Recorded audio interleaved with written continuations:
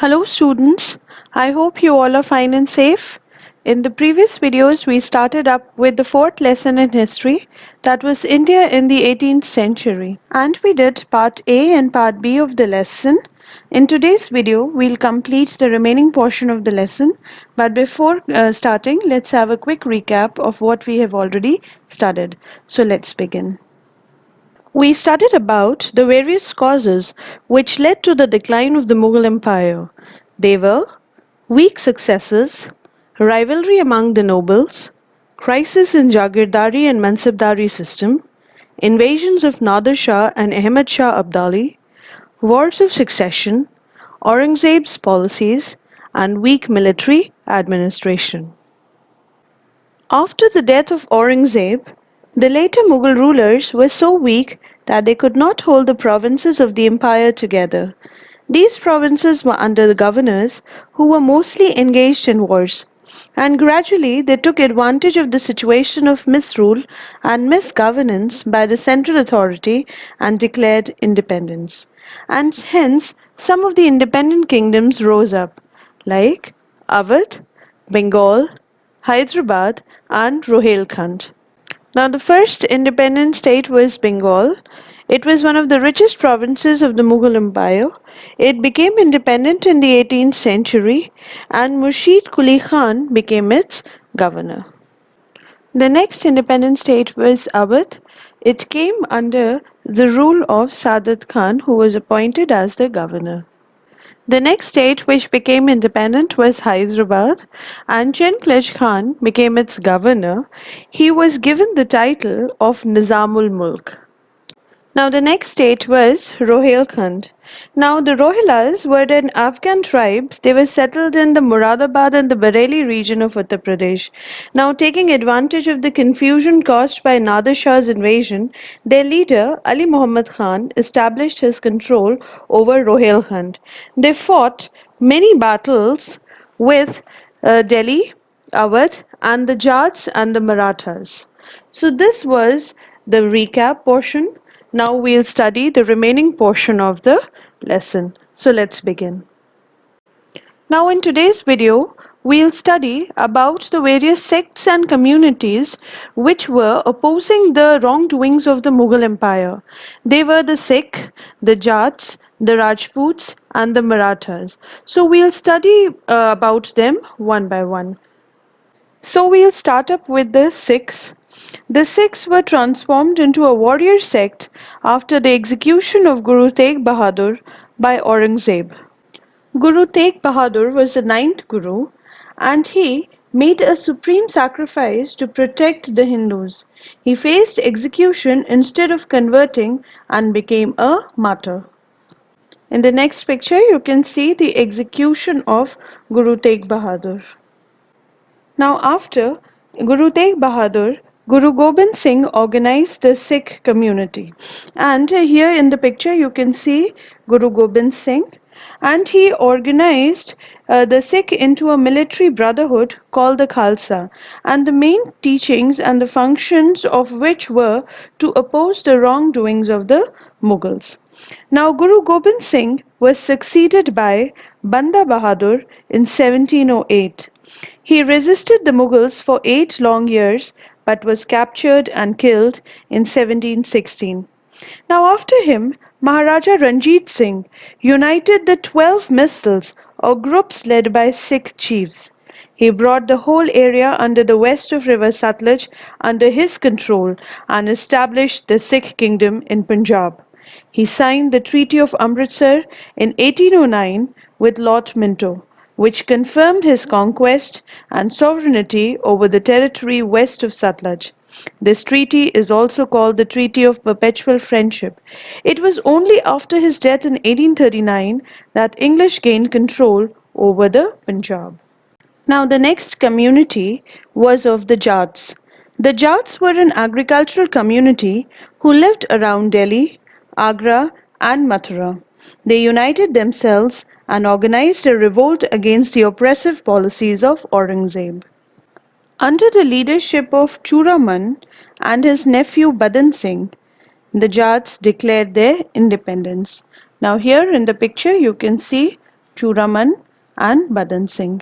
Now Maharaja Surajmal was the son of Badan Singh, was a Jat hero who extended the Jat kingdom from Agra to Delhi, including Hathras, Aligarh, Rewari and Gurgaon. Bharatpur was the capital of the Jat kingdom. Now here you can see the picture of the great Jat warrior Maharaja Surajmal. Next we come to the Rajputs. The majority of Rajput states were most of the time involved in civil wars among themselves. At that time, Raja Sway Jai Singh was the famous ruler of Amir. Now here you can see the picture of Raja Sway Jai Singh. The city of Jaipur, that is also known as the Pink City, was built by him in a very planned manner in 1727. And here you can see the picture of the Pink City. He was a statesman, scientist, and a social reformer. He built observatories at Delhi, Jaipur, Mathura, Ujjain, and Varanasi. Jantar Mantar, an astronomical observatory, was built by Raja Sway Jai Singh at Jaipur. And here you can see the picture of Jantar Mantar. Now, as a political power, the Rajputs were insignificant during the 18th century. Next, we come to the Marathas. The Marathas became powerful after the decline of the Mughal Empire. Now, Marathas were the warriors from the Maratha region. So, here you can see the picture of Shivaji. Now, Shivaji was an Indian warrior king and founder of Maratha kingdom in India. He was also known as Chhatrapati Shivaji Maharaj. Now, Shivaji had established the Maratha kingdom during the reign of Aurangzeb. Shivaji died in 1680 CE. After Shivaji, his son Sambhaji became the ruler, but he was captured and tortured to death by the Mughals. Now here you can see the picture of Sambhaji Maharaj. Now the next picture you can see is of Sahuji Maharaj. He was the son of Sambhaji. He was captured and imprisoned by Aurangzeb. Now Sahu's stepbrother Rajaram carried on the struggle till 1700 CE. Now here you can see the picture of Rajaram. Now after Rajaram's death, his minor son Shivaji III was placed on the throne. The next picture is of Rani Tarabai. She was the wife of Raja Ram Maharaj. Rani Tarabai acted as a regent. Now, a regent is someone who governs instead of a king because the king is still a minor. After Aurangzeb's death in 1707, Sahu was released by Bahadur Shah I and a civil war started between Tarabai and Sahu for the throne. Ultimately, Sahu was successful.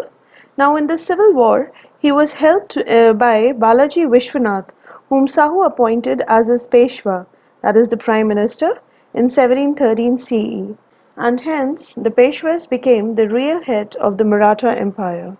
Next, you see the picture of Balaji Vishwanath. Now, as Sahu was a weak ruler and all the power passed into the hands of the Peshwa, thus Balaji Vishwanath became the real ruler of Maratha territories. Balaji forced the Mughals to restore to Sahu all the territories which had earlier belonged to Shivaji. He also got the right for the Marathas to collect Chauth and Sardeshmukhi from the 6 provinces of the Deccan. He made the post of Peshwa hereditary. Chauth and Sardeshmukhi were two types of taxes collected in South India, particularly in the Maratha Empire, during medieval times. These two taxes became important sources of revenue for Maratha administration. Now, Chauth was a regular tax from early 18th century by the Maratha Empire in the Indian subcontinent. It was one-fourth of the revenue collected by the Marathas from the neighboring areas not directly ruled by the Marathas. And Sardeshmukhi was an additional 10% tax levied on top of Chauth. It was a tribute paid to the king. The next Peshwa, Bajirao I, was a brilliant commander. Now here in the picture you can see Bajirao I.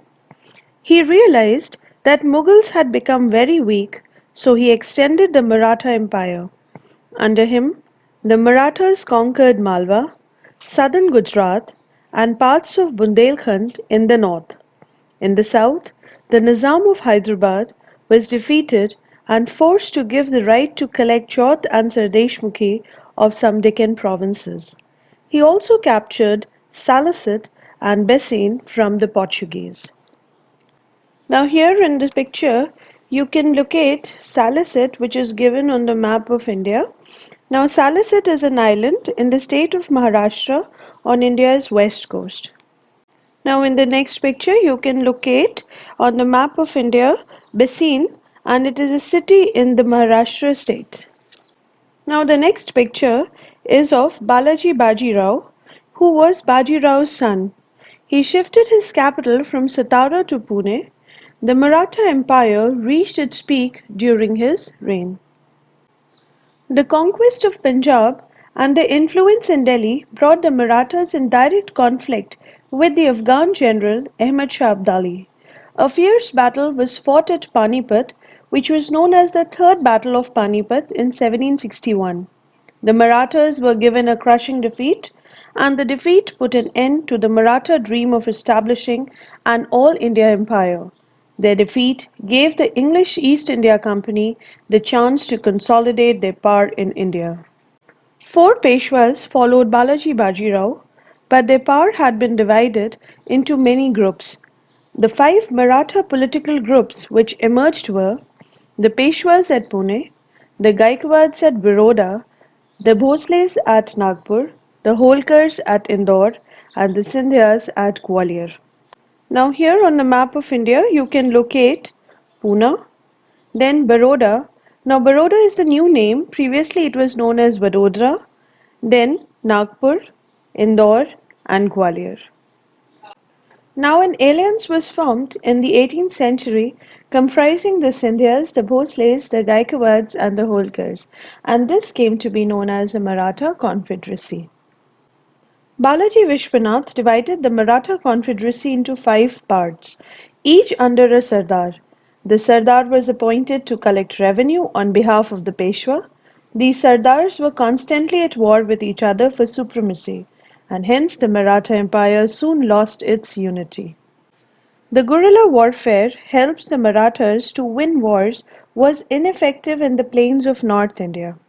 After Balaji Vishwanath, Peshwaship became hereditary, and this was detrimental to the interest of the Maratha Empire as able Peshwas could not be appointed.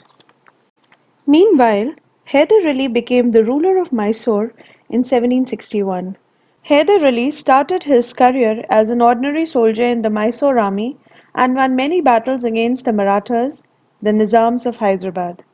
He offered strong resistance against military advances of British East India Company during First and the Second Anglo-Mysore Wars.